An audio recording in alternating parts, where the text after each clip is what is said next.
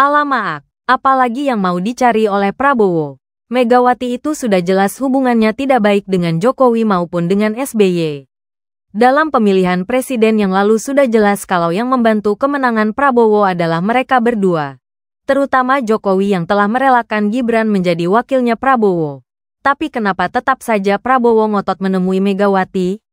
Penasaran kan? Ayo kita coba analisa lebih mendalam berdasarkan spekulasi yang berkembang di tengah masyarakat.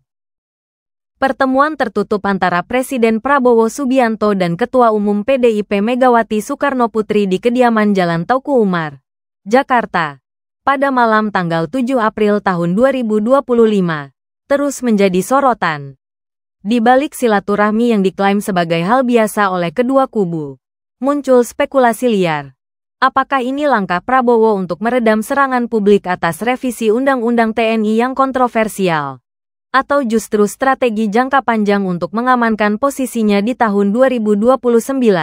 Di tengah rumor ketidakpastian hubungannya dengan Wapres Gibran Rakabuming Raka.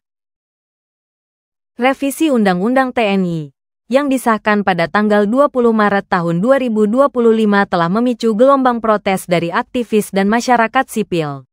Tuduhan bahwa Prabowo, dengan latar belakang militernya sedang mengembalikan duifungsi ABRI kian memanas. Kritik pedas ini tampaknya membuat istana goyah, terutama karena minimnya dukungan dari DPR untuk membendung narasi negatif.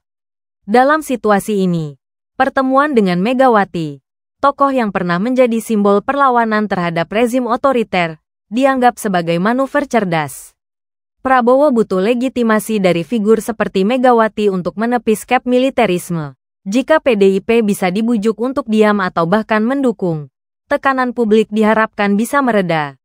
Namun demikian, Megawati pastinya belum tentu mau menyelamatkan Prabowo dalam isu sensitif ini, kecuali ada imbalan politik yang menggiurkan. Di sisi lain, ada bisik-bisik bahwa pertemuan ini bukan hanya soal hari ini, melainkan masa depan. Prabowo, yang baru 6 bulan menjabat, diyakini sedang memetakan peta politik untuk 2029.